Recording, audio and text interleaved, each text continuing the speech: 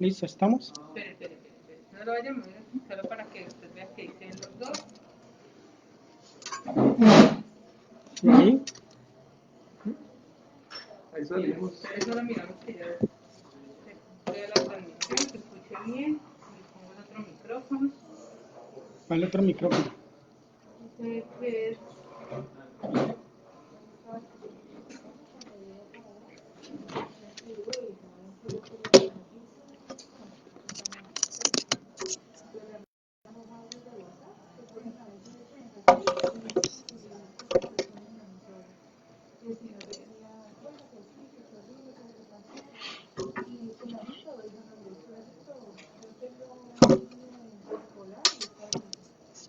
¿Sí se escucha ahí? ¿O saco el microfonito de solapa? ah, malo.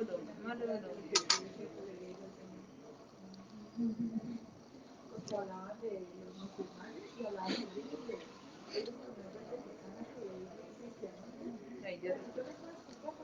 Bueno, entonces les damos a todas y todos la bienvenida a este conversatorio del día de hoy. Gracias a quienes nos están viendo virtualmente, a quienes están aquí presencialmente y vienen aquí a hacerle barra a Germán. Les damos pues una pequeña como introducción a lo que vamos a ver. Hoy Alejandro de Literarruta va a estar conversando con Germán Duque, un escritor de aquí, caleño, que viene aquí a deleitarnos con otra obra de lo que es y lo que está haciendo la literatura que se ha ido formando a poco aquí en la ciudad, y pues que la idea es que empecemos a reconocer y empecemos también pues a leer, que es un poco como la idea que desde Oromo pues queremos incentivar, y es justamente que se lean los y las autoras de acá. Entonces, no siento más, les recordamos, esto es Oromo Café Librería, y le damos la bienvenida a Germán, la bienvenida a Alejo, y los dejamos con los dos para el conversatorio del libro de Germán. Gracias. Bueno, muy buenas tardes a todas y todos. Estamos aquí el día de hoy desde Oromo Café Librería con nuestro invitado especial Germán Duque. Germán viene hoy a dialogar con nosotros, a compartir estos instantes, presentando su primer libro de relatos llamado El Segundo en Claustro, publicado por la editorial Fallidos Editores. Es una iniciativa muy interesante de propuesta de relatos, de literatura, y vamos a hablar un poco de quién es Germán Duque. Germán nació en Santiago de Cali el 23 de marzo de 1990, esta es la información que trae el libro, es fehaciente. Hizo sus estudios de primaria y algunos años de bachillerato en el Instituto Técnico Popular de la Costa de Tumaco, Nariño, por lo tanto conoce esta región de Colombia. Su formación escolar tuvo sus inicios ahí, paralelamente a sus procesos formativos. Se desempeñó desde muy joven en diversas labores, paralelamente también cultivó la lectura y la escritura. Sus influencias son muy cercanas a la obra de García Márquez, Mario Vargas Llosa y Philip Roth, lecturas que tuvo el privilegio de hacer. Y añadido a estas experiencias y a su fervor por la literatura están los recuerdos del Pacífico colombiano, los cuales han dado luz a esta propuesta literaria. Germán también participó en Écheme el Cuento, taller dirigido por el escritor Alberto Rodríguez. Ha publicado artículos y cuentos en blogs y revistas, y actualmente, esto es cierto, estudia licenciatura en lengua castellana en la Universidad del Tolima, o ya Sí, la estoy terminaste. terminando. Está terminando la licenciatura en lengua castellana en la Universidad del Tolima. Bueno, Germán, tienes la oportunidad de saludar a nuestros visitantes en este día de hoy para continuar e iniciar nuestro diálogo. Bueno, pues buenas tardes a todos. Muchas gracias por estar aquí acompañándonos, y a las personas que vinieron hasta acá por el esfuerzo y también como el riesgo, ¿no?, que en este momento toma salir a la calle. Entonces, muchas gracias. Sí, también pues nos ven con tapabocas por obviamente los protocolos de bioseguridad que hay que seguir, y pues por esta razón estamos así, pero hacemos esta presentación con todo el cariño y con toda la pasión por la literatura que nos acompaña. Presentando este evento y apoyándonos está obviamente Oromo Café Librería. Estamos acá también con el auspicio de Yo Soy Cali y de nuestro proyecto Literaruta. Entonces vamos a comenzar este diálogo con Germán. hablando exactamente del segundo enclaustro como obra.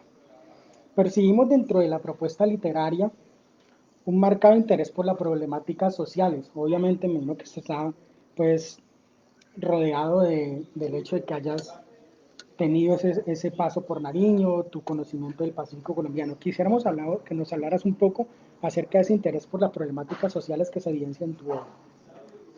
Bueno, pues cuando uno vive en una zona como el Pacífico colombiano, el Pacífico es una zona que ha sido, que es actualmente una zona muy olvidada por el gobierno. No hay, digamos, programas sociales, no hay inversión. De hecho, si uno mira, por ejemplo, la situación del puerto Buenaventura, como un puerto que produce la mayor parte del ingreso, digamos, del país, Estados Unidos en ese olvido, ¿no? Aparte de eso, en toda la ola de violencia que existe, producto también de la desigualdad social.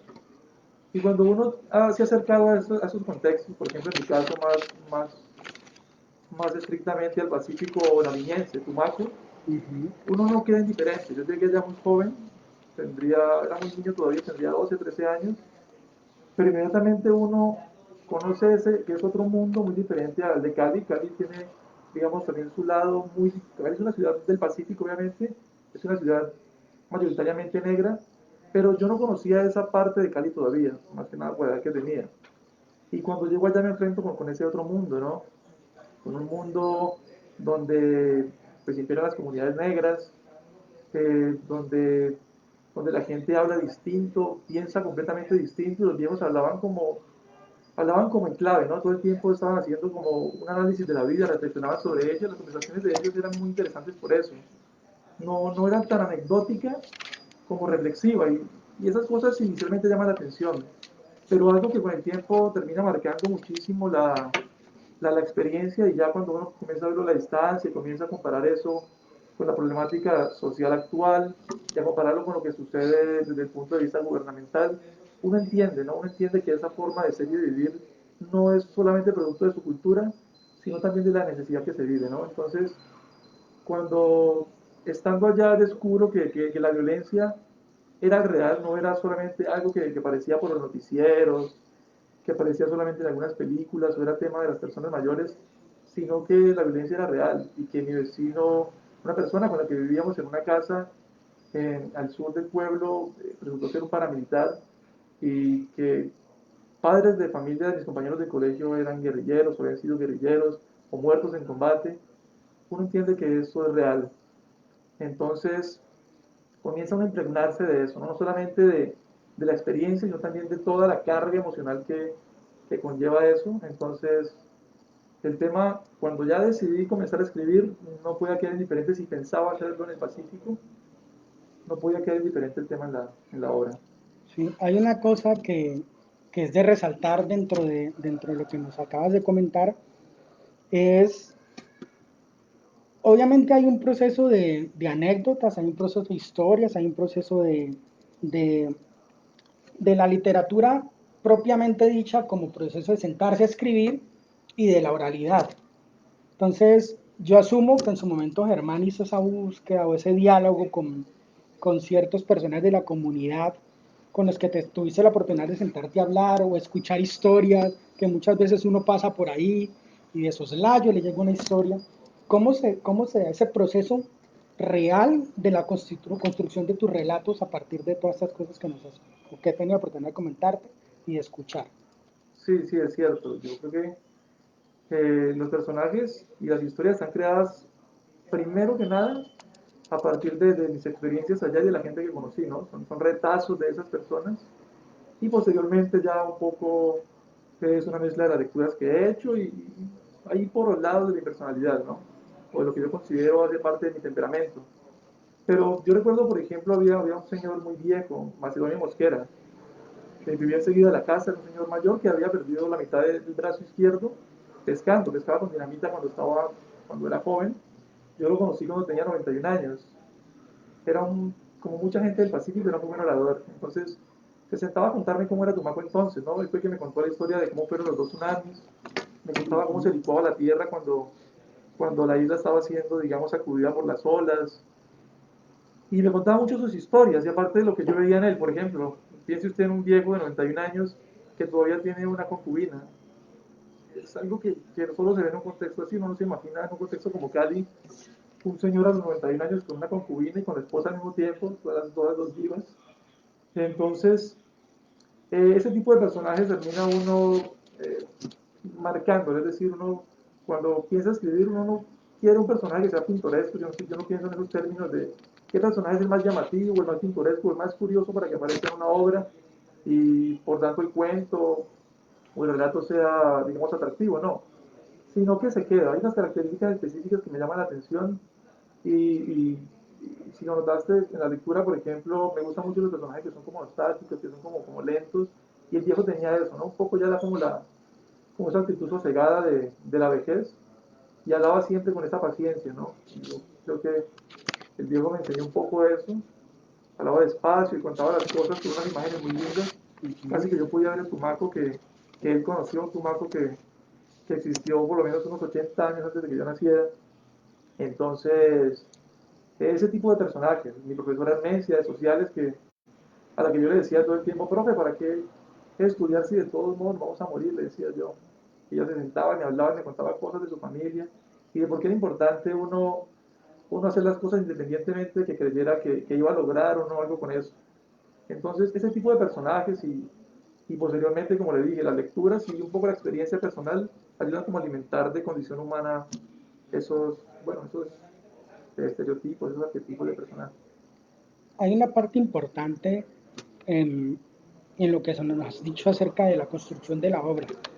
Pues antes de escribirlas, uno o el escritor vive ciertos procesos, realiza una investigación, una observación, unas búsquedas, unas pesquisas, en el caso tuyo, pues muchos diálogos, muchas conversaciones que llevaron a la planificación de las historias.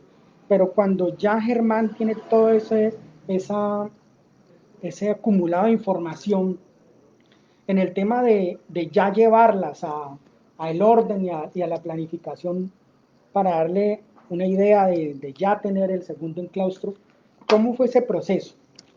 Porque obviamente muchas cosas surgen sobre la marcha, pero hay un proceso también que te llevó ya a plasmarlas. Cómo fue ese proceso de organizar, después de ya tener las búsquedas y las conversaciones y de definir como tal el rol de cada uno de los personajes y adentrarlos dentro de la construcción de las historias? Bueno, pues a mí me llama la atención la literatura, me gusta muchísimo desde que soy muy joven y planteé comenzar como a escribir ya a cierta edad, yo creo que tendría unos 16 años más o menos cuando me dije, yo quiero escribir, es decir, no estoy esperando algo particular de esto, una recompensa, pero quiero escribir y quiero hacerlo, pues entre comillas, bien, ¿no? O por lo menos lo que yo entiendo por escribir bien un cuento, en este caso. Entonces, eh, casi por intuición, porque no tuve, digamos, una persona al lado que me dijera, mira, lo correcto para uno, la forma correcta de comenzar a escribir es esta, o las obras que hay que leer son estas, sino que me fui dejando llevar. Yo, por cosas un poco fortuitas, fui conociendo un escritor que me marcó muchísimo, que todos los que me conocen saben que hablo mucho de él, que es García Márquez, y por extensión Faulkner, y por extensión Vargas Llosa, etcétera. Y ya teniendo de pronto un poco la lectura de estos señores, de estos monstruos, entiendo que hay una serie de herramientas que ya relativamente poseo y me van a permitir convertir todo ese anecdotario que tenía en la cabeza, todas esas ideas, en algo. Entonces, claro, cuando dije quiero escribir, no dije voy a escribir sobre el Pacífico, sino que las historias que me llegaban en ese momento eran historias que tenían que ver con eso. Y tiene mucho que ver con la distancia, ¿no? Es muy difícil uno escribir sobre algo que sucede ahorita. Por ejemplo, yo no me vería escribiendo ahora sobre la pandemia. Me parece que los temas hay que dejarlos reposar, hay que darles un tiempo a que relativamente culminen, cumplan como su ciclo y dejar que reposen, permitirles su tiempo, eh, quizás reflexionar un poco, ver qué se ha dicho sobre eso. Pero en el caso como unas historias tan personales, lo que yo creo que pasaron por lo menos no sé, unos 10 años más o menos antes de que comenzara a escribir la primera historia del Pacífico. Entonces, en ese momento ya no era ya no era el Tumaco que yo conocí, ya no era esa región donde fui a vivir con mis papás cuando era un niño y entonces trabajé y estudié y conocí mucha gente, sino que ya era un Tumaco ya como permeado por la nostalgia, ¿no? Ya estaba, ya yo lo había decorado con muchas cosas, ya mis recuerdos había, algunas cosas las había, como decía García Márquez, glorificado, lo había magnificado, Ujú. otras se habían quedado relegadas, pero lo que me quedó de pronto como, no sé, como algo sin resolver, como cosas que me hubiese gustado ver en qué podían terminar, cómo podían, digamos, no sé, llevar a algo. Eso es el tipo de historias que me quedó. Por ejemplo, la historia de Aguasmaras es una historia de dos viejos que viven un simulacro, porque realmente el tsunami nunca hay, pero viven un simulacro de tsunami. Pues la tragedia ocurre por el simulacro. Y esa historia sucede porque cuando estando allá, más o menos en el año 2004, sucedió el maremoto en Asia. Ese maremoto, bueno, en muchos lugares del país fue la noticia del momento, se habló de eso y a los 2 o 3 días pasó. En Tumaco, como había ya antecedentes de dos maremotos, la noticia causó una histeria colectiva que recuerdo muy similar a lo que vimos ahora con la pandemia. Era de hablar todos los días de eso, todo el mundo hablaba de maremoto, cuándo iba a llegar el tsunami, de si temblaba, qué debíamos hacer. Entonces empezó a ir las entidades, digamos, las entidades de como bueno, de socorro, fueron a los colegios a hacer simulacros, la policía de campañas para hablar de eso, el alcalde llenó el pueblo, por ejemplo, de señales indicando qué caminos debían seguirse para llegar a zonas seguras. Claro, entonces vivíamos unidos en una histeria colectiva. Tumaco es una isla que tiene una placa muy delgada, son como 8 metros de espesor más o menos. Entonces llegaba un carro grande por la única vía que tiene y la placa vibraba. Claro, yo sentía de noche esa vibración y yo decía tembló, y como tembló, en 2 horas llega la ola y pasaba noches en vela completas esperando que llegara el tsunami, aterrorizado por eso hasta que llegaba la mañana y otra vez como que volvía a sentar mis miedos. Pero pasó que nos fuimos de Tumaco y no ocurrió. O sea, no ocurrió el tsunami que no esperaba, pero con el que vivía todo el tiempo esa angustia, ¿no? Y cuando quise escribir sobre dos viejos, y dos viejos buscando a su hijo, me pareció que el pretexto estaba ahí, ¿no? Era el tsunami, pero no quería contar el tsunami, es decir, no quería contar ni tampoco la tragedia, sino qué pasaba con esos dos viejos en medio de todo esto. Lo que pasa con ellos es el cuento. Realmente lo otro es como el pretexto, pero aparece ahí como una especie de demonio digamos, sin purgar. Sí, hay una cuestión muy, muy importante dentro de todas las historias que convergen en tu propuesta literaria. Ahorita que dialogábamos antes de dar inicio a nuestra charla, hablábamos de el factor de la violencia que está presente en gran mayoría de las historias, pero tres factores esenciales que son el rencor, el miedo y el amor, que vinculados a los conflictos cotidianos, pues recorren como tal los relatos que aparecen en el segundo enclaustro. Personalmente, es una de las cosas que más me llamó la atención, vinculado también al tema de las creencias tradicionales y lo que yo en un momento, no sé si de manera correcta o equivocada, llamé sincretismo cultural y religioso. Se entiende como sincretismo cuando se conjuntan o se armonizan dos corrientes de pensamiento o algunas ideas opuestas, y en este caso, esencialmente en el relato de Lequeco, tuvimos la oportunidad o tuve la oportunidad de reconocer a ese personaje, Carencia del Arroyo, que es una santera, pero que cree o confía en ese personaje de Lequeco, que significa abundancia, fecundidad y alegría para los países como Bolivia, Perú, Chile y Argentina. Esa relación o esa mezcla o ese sincretismo, obviamente que cabe dentro de lo cultural y lo religioso, quisiéramos escuchar un poco acerca de esas búsquedas y esos procesos que están dentro de este relato y que también están presentes en algunos de los otros, como por ejemplo en el personaje de la abuela Concha, que aparece en Pacho el Chino y sus creencias. Entonces quisiéramos hablar un poco acerca de esa construcción del tema de las creencias y las corrientes de pensamiento que aparecen en tu propuesta. Bueno, primero que nada, la, las comunidades negras del país pues son mayormente católicas, ¿no? O cristianas. Uh -huh. Y no, ya no queda mucho, por ejemplo, de santería. Bueno, salvo por ejemplo en comunidades como Palenque de San Basilio, donde la comunidad sí es casi que en su totalidad santera y la iglesia la tienen como por decorado. En el Pacífico pasa también, aunque a un grado muchísimo menor, es decir, ya la gente es casi toda cristiana, pero todavía es muy tradicional y en parte por lo característico de la comunidad, que queden la clase de personas que se dedican a la brujería, tanto mujeres como hombres, sino que digamos que la bruja mujer es como un poco más arquetípica, ¿no? Y también por la personalidad me parece más interesante como personaje. Pero, pero digamos que es algo que se ve muchísimo allá. Entonces se ve la santería, pero es una santería muy particular porque no es la santería como por ejemplo la santería en Cuba o en Haití, que está mucho más ligada y digamos, más purificada con respecto al tipo de dioses que veneran.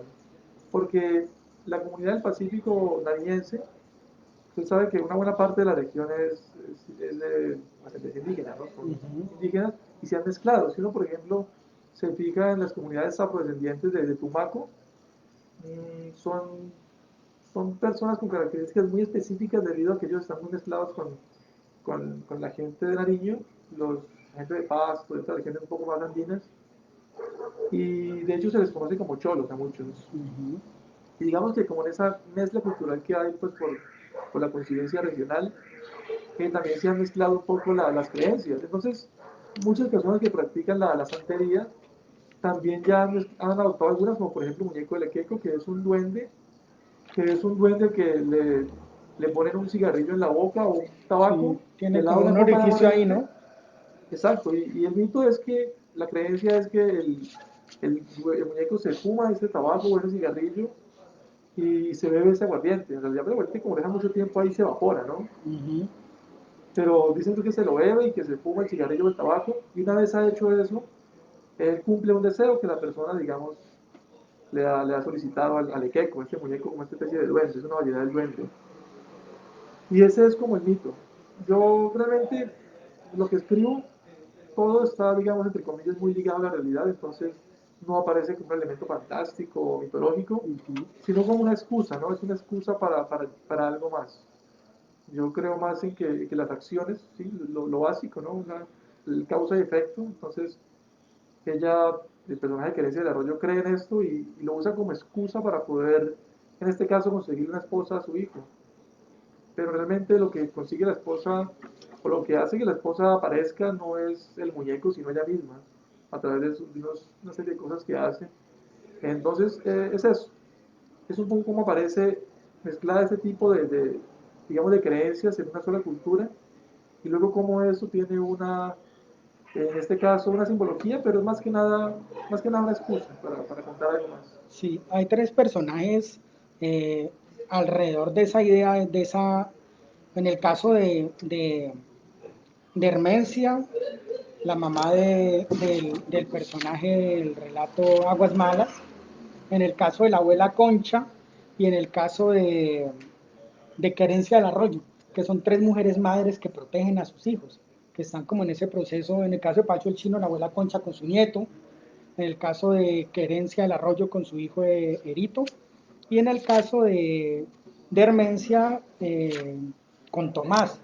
Son tres mujeres sobreprotectoras, amorosas, siempre queriendo estar pendiente o al tanto de la vida de sus hijos, queriendo prácticamente como ejercer cierto control y alejarlos de ciertas situaciones que pueden reversar en su vida. Ese rol de la mujer que son muy fuertes dentro de tu propuesta y obviamente en muchas regiones del Pacífico los chicos solo conocen la idea de madre. ¿Cómo es esa idea o esa construcción de esos roles de mujer en cuanto a la fuerza que tienen? Yo creo que son por lo menos tres cosas.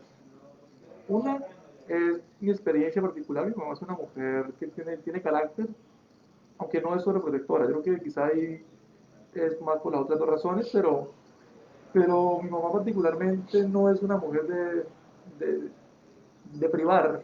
Y nunca cuando nos crió fue de limitarnos o de impedirnos hacer cosas solamente porque tuviera miedos, que los tenía, sino que, sino que sí, tiene ese carácter, y de pronto ese carácter se le imprime un poco a los personajes. Creo que lo segundo, y creo que de pronto tiene mucho más que ver con eso, es que la mujer en el Pacífico, y quizá en todos los contextos, pero quizá se ve más allá porque el hombre es un poquito más dicharachero, más de rumba, entonces tiene más concubinas y tiene muchos hijos y no alcanza como para, o sea, no se basta de pronto para ver por sus hijos y por sus obligaciones. Entonces las mujeres se han visto obligadas a ser mujeres muy fuertes. Uno se encuentra con señoras que tienen 7, 8 hijos en una casa que es prácticamente una habitación. Todos viven ahí durmiendo unos encima de otros y se las arreglan para salir a todos adelante con sus problemas y con los, digamos, conflictos propios de la región, como decíamos ahorita, la violencia, por ejemplo.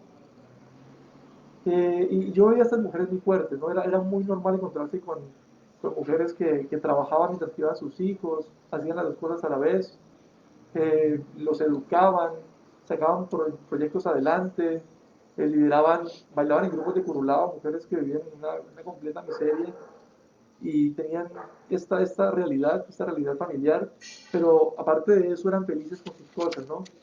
Ese podría ser, yo creo que la principal razón por la que mis personajes femeninos tienen esa fuerza. Y la otra es que yo he sido un lector, como dije ahorita, pues muy fervoroso de García Márquez y de Faulkner. Y, por ejemplo, en esos dos escritores particularmente las mujeres tienen muchísima fuerza. Si usted se fija en los personajes de esos dos escritores, un personaje así muy conocido, Úrsula, por ejemplo, de Cien años de soledad, o la misma Remedios, o si Alma María de todos los ángeles, o en Faulkner, por ejemplo, no me acuerdo el personaje de los Invictos, bueno, no lo tengo presente en ese momento, pero son mujeres de una fortaleza propia de su tiempo, ¿no? Estamos hablando de personajes ambientados en los años 40, de Faulkner durante la Guerra de Secesión, a principios del siglo XX.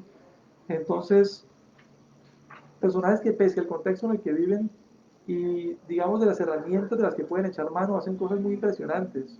¿Sí? Entonces, ese tipo de cosas son las que a mí me permiten como ver en la mujer algo, algo no, más bien como un ser que puede con todo lo que tiene enfrente, ¿no? Independientemente de cómo lo haga, pero encuentra fuerza donde no la hay, en parte por el instinto maternal, para sacar adelante a sus hijos y a la situación que tiene enfrente. Entonces, quizá eso puede, digamos, haber influenciado el tipo de personajes que aparecen en los cuentos. Hay una cosa quizás también muy importante, considerando que pues desde un tiempo, desde hace unos años para atrás, se ha catalogado Cali como la capital del Pacífico colombiano y con la realización de eventos como el Petronio Álvarez y esas cosas, hay dos hechos o dos cosas muy importantes, son desde la cultura pacífica, las danzas y las interpretaciones musicales y la gastronomía. Y hay unas referencias que a mí me llaman mucho la atención, porque por ejemplo, si yo recuerdo en el Quijote de la Mancha, comienza hablando de las lentejas, de la preparación de las lentejas, las cosas y las codornices. Siempre está presente en la literatura los vínculos con lo gastronómico, que inclusive el maestro Patiño me dijo en alguna ocasión antes de morir que el término gastronómico no debería ser utilizado porque es lo más feo que produce el organismo, que debería ser cultura de la cocina o la cocina autóctona, pero no O gastronómico. culinaria, por lo Sí, menos. o la culinaria, pero en excepto no utiliza el término gastronómico. Y hablando de las referencias que hay, hablas del pusandao, esa idea que está presente en el relato Pacho el Chino de extender el cacao y que la sal de la agua lo chamusca. Hay muchos tips y pequeñas cositas acerca de la gastronomía. Me imagino que no es el término que quería utilizar, pero bueno, pues lo digo porque Es el que lo tengo llegó. como aquí, pero me imagino que tuviste la oportunidad en el Pacífico colombiano y en los lugares donde residiste de probar mucha esta gastronomía y obviamente esta comida es exquisita. Quisiera un poco esas referencias, eh, no las podías dejar por fuera. Obviamente también está el tema de las bebidas y el trago en el licor que forman parte también de, de la cultura, pero esa construcción, el pusandado, parecen aguas malas. Sí, La comida que está preparando eh, la mamá de Tomás, Hermencia, Hermencia. antes de que Vicente se vaya a, a recorrer por el muelle y donde se dan cuenta se da cuenta que Tomás anda por ahí. Entonces quisiéramos hablar un poco acerca de la importancia de incluir estas referencias en tu propuesta. Claro, yo provengo de familia de Caldas, una familia que, que, digamos, mi familia por fuera de mi círculo, de mi papá, mamá, hermanos, es muy conservadora. Ujú. Entonces, incluso en lo alimenticio se ve esa característica conservadora. Por ejemplo, mi familia el pescado es algo que casi prácticamente no aparece. Casi nadie come pescado, cocina del mar, es una cosa rara, demasiado exótica como para probarla. Entonces, claro, yo fui un poco criado como con esa costumbre de comer solamente lo básico, ¿no? Pollo, res, cerdo, un poco como eso. Y cuando llego al Pacífico y encuentro que hay una culinaria completamente nueva, claro, la primera impresión que me aparece es la sorpresa, ¿no? De ver cómo 8 hombres cargan sobre su espalda una mantarraya que es como de 4 o 5 metros, es una cosa Mm. enorme. O de ver cómo venden sobre tenderetes de madera, venden pulpos, venden pollos, que son como los tiburones bebés. Sí, es pequeño, ¿no? Exacto. Entonces, claro, primero la impresión de ver que todo eso es completamente nuevo. Y posteriormente, cuando comienzo a relacionarme con la gente de allá, más que nada por la escuela, yo estudié en una escuela pública, el ITPC, entonces, claro, yo estaba directamente relacionado con la gente digamos, más de allá, porque en otros colegios, digamos que eran privados, por ejemplo, había mucha gente paisa o gente de otras regiones, pero en los colegios populares estaba la gente de Tumaco, la comunidad afro. Claro, ya relacionándome con ellos aparecen, por ejemplo, los momentos en que ya iba a la casa y me ofrecían, por ejemplo, jaiba, es la versión hembra del cangrejo, entonces aparece también el cangrejo, aparece el tollo, la raya, y todo es muy sorprendente y impacta, pero yo lo probé y me gustó muchísimo, pero digamos que ya cuando aparece eso en los cuentos, no aparece solo por la sorpresa que me produjo como la violencia, digamos, en otro caso, sino que aparece porque hace parte de la vida cotidiana. Los personajes que yo cuento son personajes muy cotidianos que enfrentan elementos de la naturaleza, del día a día, de la violencia, pero al fin y al cabo están sumidos en la vida cotidiana. Y la vida cotidiana de ellos está llena de esa culinaria, entonces es muy difícil contar a un personaje es decir, contar un grupo de personajes que pertenecen a una cultura donde la culinaria es tan importante y dejarla de lado. O sea, eso tiene que aparecer aunque sea Ujú. por decoro. Es una forma también de contar en la literatura. De hecho, hay libros como un libro creo que se llama Como agua para el chocolate, hay libros que tienen como características Sí. porque crean como el símil, ¿no? De la culinaria, la creación de la cocina, la creación literaria, y lo utilizan mucho para eso. A veces se ha utilizado porque es una manera como de contrarrestar la escasez de alimentos. En muchas obras aparece comida abundante porque en la vida real escasea. Es una forma como de generar contrapeso. En mi caso tiene mucho que ver más con el ambiente, ¿no? Como con inyectarle un poquito más de esa cultura a los personajes para también como una excusa, pero en este caso la excusa tiene una doble función y es que no solamente decora, sino que muestra, ¿no? Y muestra una cultura que es muy diferente de otras. Es básicamente como eso. Hay una cosa que para mí es importante como lector, es cómo yo me relaciono con los personajes. Y eso parte también del proceso que tú como escritor has tenido en relación o qué relación terminas teniendo con la construcción de estos personajes. Y sin querer ahondar en toda la propuesta que nos presenta Germán en su libro El segundo enclaustro, porque la idea es que la gente se enamore y se interese por conocer esta propuesta que realmente es muy interesante. Hay tres relatos que para mí me mostraron la fuerza que tienen tus personajes. Comencemos hablando del relato Carbonero y el soldado marino Carbonero. Él es un personaje con unos principios muy interesantes y con unas posturas muy interesantes que entra a la vida militar casi que por obligación. Tenía, pues hablándolo, me lo referenciabas ahora, que él tenía las tres opciones, o guerrillero, paramilitar o el ejército.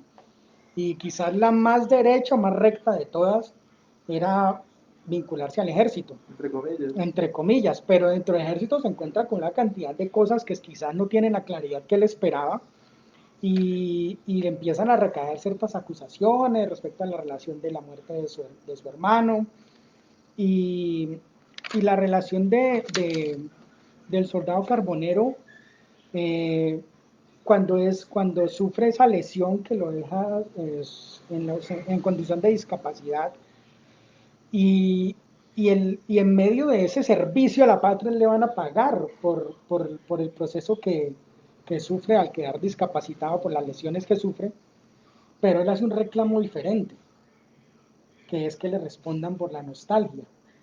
Y pues obviamente él va a añorar muchos momentos, no soy uno que yo no añoraría la vida militar, porque pues yo presté servicio militar y quizás el trato no fue el que uno esperaba, pues tú te piden respeto pero no te lo dan, y ciertas situaciones o condiciones que se presentan allí.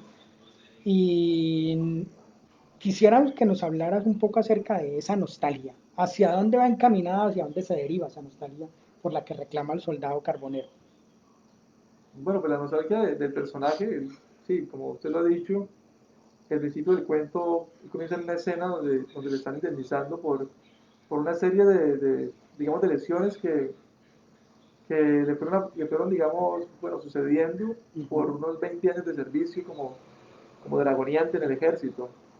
Entonces le están diciendo que le van a dar X cantidad de dinero por la pérdida Creo de que son treinta y audición, cinco millones. como 35 millones, creo que Sí. son, por la pérdida de la movilidad de un brazo, bueno, y una serie de cosas que le van a indemnizar.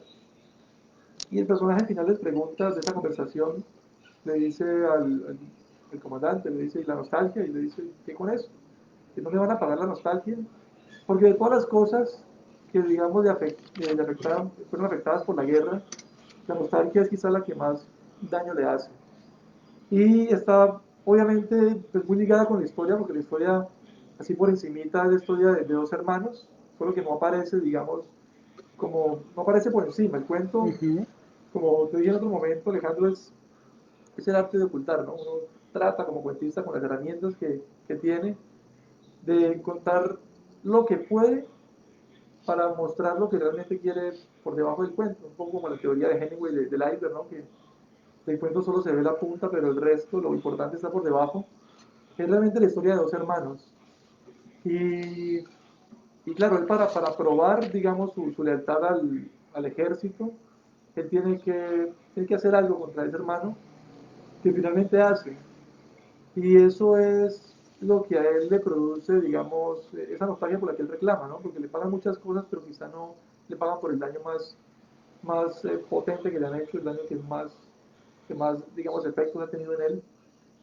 Y que de alguna manera eso revela hasta qué punto, digamos, la violencia pues ha calado en la sociedad, ¿no? Es decir, cuando llegamos al extremo de enfrentar no solamente familiares, de enfrentar seres humanos contra otros y seres humanos que no entienden por qué se enfrentan. Uno comprende por qué un político se enfrenta contra otro, una corriente distinta, porque siempre los intereses de por medio, hay una puja que pues, sin embargo nunca termina llegando, digamos, literalmente como a hacerse daño entre ellos, pero sí termina, digamos, esa puja entre ellos, hacerle daño a personas que ni siquiera entienden por qué tienen que hacerse daño y terminan dogmatizándolos, haciéndoles creer que luchan por algo que vale la pena, sin importar el bando, incluso haciéndole daño a familiares y a otros seres humanos, como le dije. Entonces es básicamente la herida que el personaje comprende que tenía ahí latente después de haber padecido 20 años eh, durante la guerra o la prestación de servicio a las Fuerzas Armadas. Bueno, vamos a hablar del otro personaje. Es Querencia del Arroyo, la mamá de Erito.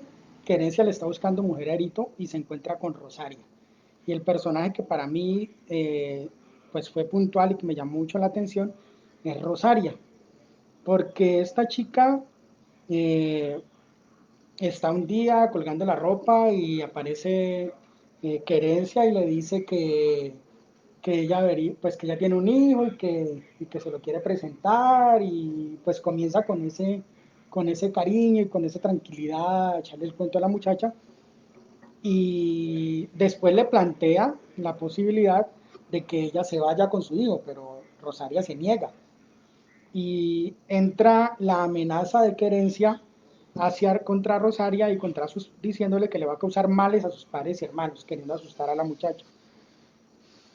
Que Rosaria llega a su casa y al final toma la decisión de ir donde Querencia. Pero nos encontramos con ese personaje que es Rosaria, que es un personaje, una chica muy observadora, y empieza como a hacer una lectura de los actos y las posiciones que toma Querencia y empieza a darse cuenta de ciertas cosas. La primera de ellas es que Querencia no es una bruja peligrosa. Ese es un personaje sumamente interesante. Quisiera escucharte un poco acerca de Rosaria, de la construcción de ese personaje, porque pues es una de las cosas que siempre dentro de las historias hay alguien que lleva el peso de la historia y la fuerza que tiene Rosaria me dio a entender a mí que quizá el peso de esa historia recae sobre ella, porque es una mujer observadora, analítica, que ella va dejando como que las cosas sucedan y empieza a atar caos. Quisiéramos hablar un poco de la construcción de ese personaje tan interesante. Sí, Rosaria es, digamos, es como la víctima de la suma de las acciones que aparecen en el cuento, ¿no? Es decir, básicamente lo que quiere el personaje de Lito es una esposa, es lo que es básico, pero importante, digamos, en, en contextos como este. Y Querencia es una mamá sobreprotectora, como usted dijo hace un momento, y ella quiere conseguirle una esposa a su hijo. Claro, usa toda la excusa de la santería, y posteriormente ella, ella lo que hace es usar esta excusa para que el hijo crea que va a pasar algo, pero ella sale a forzar un poco las cosas, a que sucedan. Y claro, se encuentra con Rosaria, que es más o menos como la idea de mujer, de buena esposa que tiene ella. Y lo que hace con esta niña, que es muy inocente todavía, es chantajearla para que se vaya a vivir con su hijo. Pero digamos que una vez allá, Rosaria, obligada, digamos, por querencia a convertirse en esposa de un día para otro, convertirse en mujer de un día para otro, aflora, aflora ella, ¿no?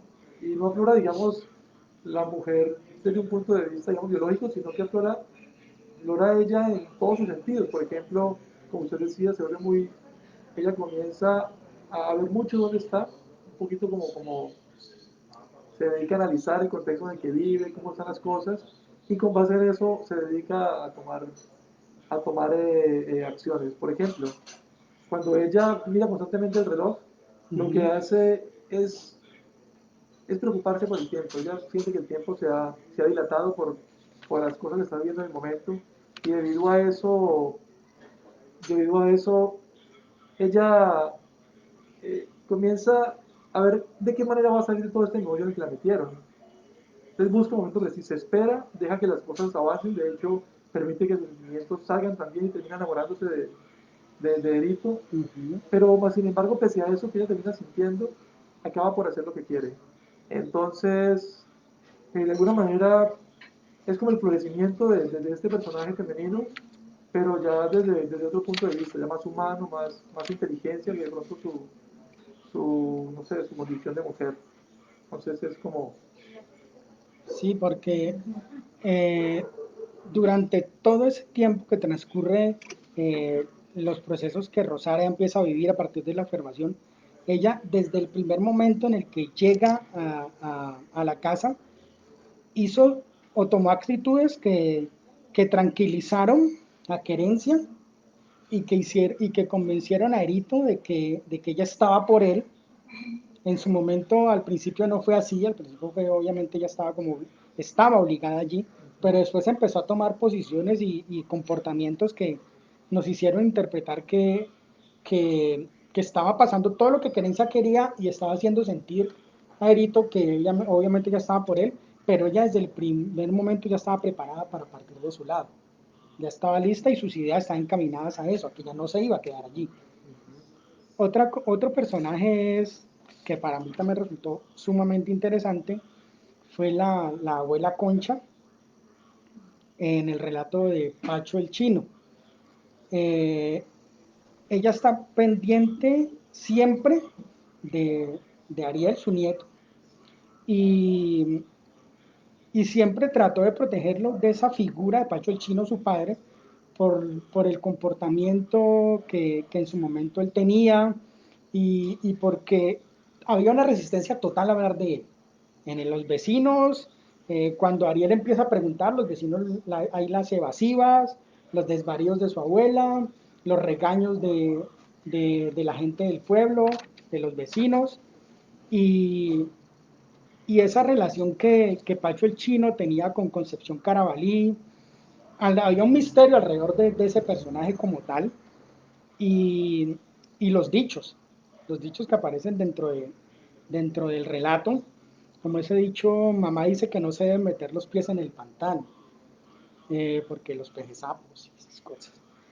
Yo pues interpretaba ese dicho, bueno, no sé, meter los pies en el pantano, porque ahondar más en algo que quizás no quisiera saber, es mejor quedarse un poco con esa incertidumbre y independientemente de que había mucha gente que le podía decir, el mismo Concepción le podía decir algo sobre Pacho el Chino, la misma Doña Concha, los vecinos, pero nadie le quería dar ninguna información a Ariel sobre su padre, sobre por qué razón la abuela cuando él perseguía a Carmen lo cogía a escobazos y quiso mantener como ese misterio. Respecto a ese personaje de la abuela Concha y por qué es una forma de proteger a su nieto. Quisiéramos que ahondáramos un poco en esa relación entre ellos dos y ese misterio alrededor de Pacho el Chino. Bueno, pues la historia yo creo que esa historia sí me sucedió de pronto cuando mi papá una vez estando, venía bueno, venía del centro del pueblo y una moto lo embistió.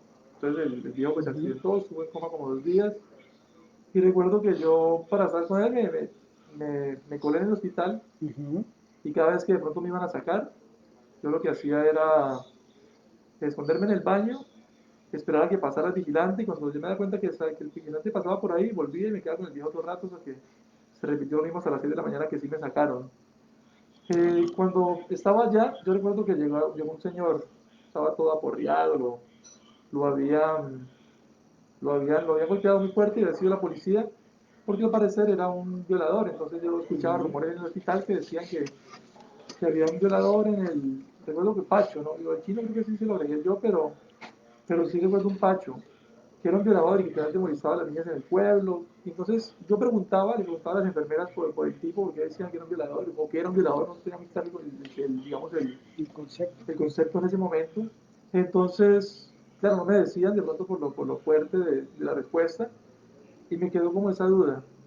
Yo después me di cuenta, perdón, con el tiempo que un compañero que tuve en el colegio, el papá se había jubilado muy joven de la policía, que había sido porque él capturó a un violador hacía muchos años y lo que hizo fue atarlo de la patrulla y arrastrarlo por el pueblo. Eso es algo de lo que a la gente no le gustaba mucho hablar por lo mismo, por lo potente, ¿no? Por lo Ujú, fuerte del acto mismo. Entonces, eh, recuerdo un poco estas dos cosas. Y cuando me llega la idea del cuento, lo que hago más que contar un poco como la anécdota de cómo un policía agarra a un violador y lo pasea por el pueblo, que en ambos casos es tan horrible el violador como la persona que le hace sí. eso a otro ser humano, no me interesa contar anécdota, me interesa contar más es cómo la gente lo ve, ¿no? Y cuál es Ujú, la consecuencia de eso. Y la consecuencia por ejemplo, en este caso, es la de un personaje que está sumido en su soledad, se da cuenta que se pensionó joven y se dedicó a beber licor y se salió una panza descomunal debido a la cantidad de cerveza que bebió. Y la gente no solamente no se dirigía a él, sino que no hablaba de él y tampoco hablaba de la persona a la que él asesinó. Pero luego está su descendencia, ¿no? La descendencia de ambos que terminan encontrándose en el colegio y por cosas de la vida, un poquito como de los azares que le suceden a ambos en ese momento, terminan descubriendo que están ligados, pero ninguno lo sabe con certeza.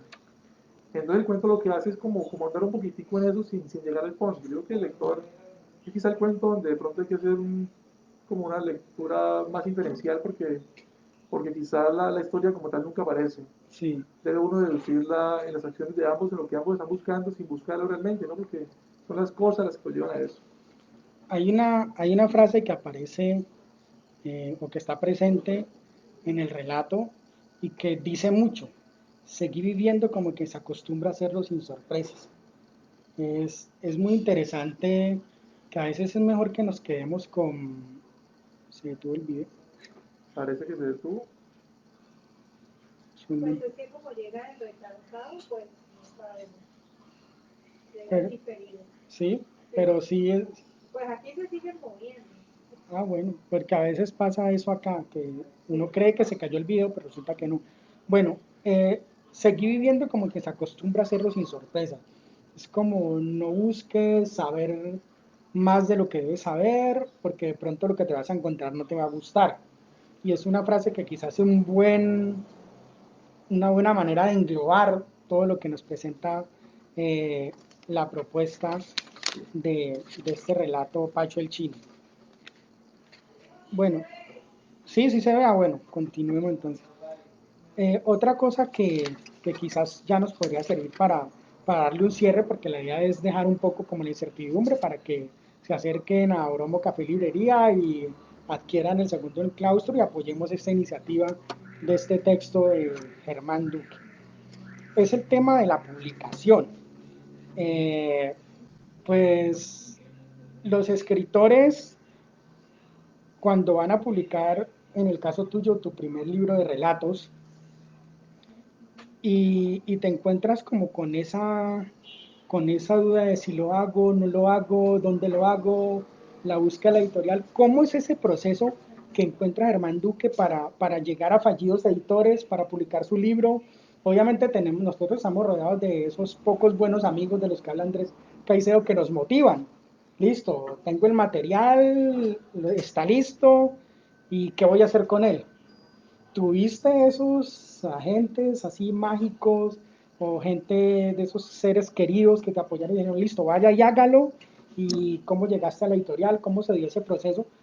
Como puede servir también como consejo para las personas que tienen su obra, que están como deseosos de, bueno, yo quiero y tengo esto y quiero publicarlo y a veces como que no me animo. ¿Cómo se dio eso en el caso de Germán Duque? Bueno, pues los pocos buenos amigos de los que hablan los tengo aquí.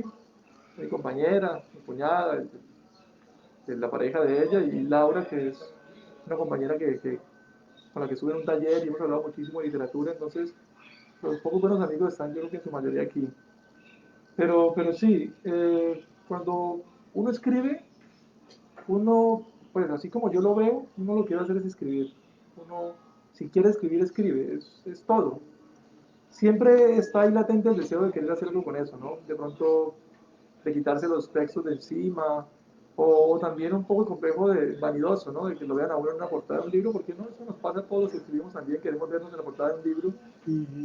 Entonces, de alguna manera, eso está ahí, pero cuando uno escribe, uno sabe que se está sometiendo a un oficio que exige mucho de uno, es decir, tiempo, esfuerzo, de pronto una privación de la vida social hasta cierto punto, pero al tiempo hay una recompensa, y la recompensa es de pronto lo que vive uno mientras está en ese proceso creativo, porque, digamos, así como vivimos las cosas hoy en día, así como se están gestando, de cómo es el consumo de libros y de literatura en este momento, porque hay mucho consumo, digamos, de libros, y quizá ahora se lee más que nunca, y no solamente textos verbales, sino que se leen imágenes, se leen videos y una cantidad de cosas, pero, pero resulta que quizá la literatura ya no sea, digamos, ni el centro de atención como lo fue hace muchísimos años, ni tampoco sea, digamos, el interés de las editoriales. Cuando uno escribe un texto como este, que trata en su pequeña medida de ser artístico, una editorial no está muy interesada porque sabe que ahí no hay un nicho de mercado, ahí no hay un público para venderle ese producto, sino que hay pequeños grupos a los que les interesa. Y bueno, digamos que es ahí donde uno esperaría llegar. Las editoriales han cambiado un poco el negocio. Ahora ya no es venderle libros a los lectores, sino venderle publicaciones a los escritores. Más o menos así funciona la cosa. Cuando uno escribe y uno envía textos a las editoriales, yo creo que el 99% de las veces es rechazado más que nada por eso. Porque no va a ser publicado en el sentido, digamos, digamos, clásico de la expresión, ¿no? Que uno pensaba pues que lleva el manuscrito a la editorial y entonces ellos lo leen y dicen, sí, lo publicamos, te publican y entonces se hacen todo el ejercicio publicitario. No funciona así. Hay editoriales como Fallidos Editores que hacen convocatorias generalmente anuales. Son anuales para publicar libros de ensayo, poesía y cuento en un formato pequeño, muy bien trabajado, pero sí limitado, digamos, en cuanto a cantidad de páginas. Más que nada porque uno entiende que, lo que les decía ahora, la salida económica no es algo que se pueda esperar, no es que vaya a haber una entrada económica, perdón. Y como no puede esperarse eso, la inversión es muy arriesgada. Entonces la editorial lo que hace es que se invierte en la publicación del libro, invierte en el esfuerzo de la edición, de crear la portada, de hacerle una difusión pequeña, pero la hacen. Pero es eso, es un negocio arriesgado, un negocio que se hace más que nada por amor a la cultura, por amor, digamos, a que se sigan haciendo estas cosas, tanto el editor como la persona que escribe, y suceden de vez en cuando estas coincidencias, que se dan muy de vez en cuando, pero, pero digamos que si alguien se siente a escribir esperando mandar al año, a los 2 años, su novela, sus cuentos a una editorial y que se lo publiquen y que hagan 1000 copias y lo distribuyan, no es, digamos, como el norte que debería fijarse al que se siente todas las mañanas a escribir un cuento, por lo menos. Es más o menos como sucede eso, pero puede pasar, es decir, sucedió, sucede, pero no es la motivación que debería tener alguien que escribe. Bueno, ya teniendo tu primer libro y viéndolo aquí y, y siendo reconocido por lo bien logrado que está, ¿qué crees que es lo más valioso que le ha dejado Germán Duque el segundo en claustro? ¿Y cuál es esa propuesta de valor que crees que tiene tu obra para los lectores potenciales o los que como yo la hemos disfrutado tanto? Bueno, pues la experiencia yo creo que es el resultado. Lo que le queda a uno realmente es la experiencia de haber escrito el libro, porque uno cuando ya está publicado, pues el libro ya está, no se mueve más. Es decir, ya como que llega un punto y ya el libro como tal, como yo no me acerco más a él, no puedo resaltarle características o encontrarle cosas que realmente no me interesaría buscarle ya. Ujú. Entonces lo que me queda es como la experiencia, ¿no? De haberlo escrito, de haber pensado en esos personajes, porque cuando uno escribe, si uno se siente escribir, aunque sea un mundo pequeñito de un cuento, uno convive un tiempo con esos personajes y empieza uno como a habitar un mundo que está solamente en la cabeza de cada uno y uno lo vive. Y cuando termina de pronto de estar con ese mundo, hay un pequeño como vacío de que se acabó y ya estuvo bueno y eso es bonito, es decir, una experiencia muy solitaria, pero muy linda que se puede vivir con la ficción. Es más o menos como puedo verlo, como lo vivo yo, y es lo que me queda a mí de escribir el libro. Claro, está la recompensa de publicar, y de pronto han habido reconocimientos, y la gente de pronto que lo ha leído, creo que es el reconocimiento más importante de todos. Cuando alguien me dice, ve, leí y este cuento me pareció chéverísimo, no le estoy pidiendo que me explique por qué, solo le gustó y es suficiente. Yo creo que esa es la recompensa. Pero si usted me pide, Alejandro, que le encuentre bondades al libro y que diga por qué tiene valor, Ujú. me gustaría muchísimo, la verdad. Sí, Tendría que ser sí. muy hipócrita Sí, para es difícil intentarme yo decir por qué el libro es bueno. echarse elogios y hablar de algo que uno hizo, está más en el criterio del quien lo lee Es más y fácil hablar mal del y libro. del público lector. Pues creo que esto ha sido pues todo por hoy. Germán, muchas gracias. Muchas gracias, Alejandro. Ha sido un honor conocer tu obra, un honor para Oromo Café Librería, un honor para Yo Soy Cali y un honor para Literaruta contar con tu querida presencia y a todos los asistentes, todos los que nos visitaron, muchísimas gracias. Germán, pues bendiciones y muchos éxitos en tu libro. Ojalá vengan muchas Muchas propuestas gracias. más porque realmente está muy bien logrado tu trabajo y muchísimas gracias por el honor de permitirme conocer tu obra. No, muchas gracias a ustedes y a la gente de Yo Soy Cali, al espacio de Oromo Café Oromo Librería que me han abierto sus puertas y a desde nuestro el proyecto principio. Literaruta que forma parte Y a también. Literaruta, por supuesto. Muchas gracias. Gracias, hermano. Muchas gracias a ustedes.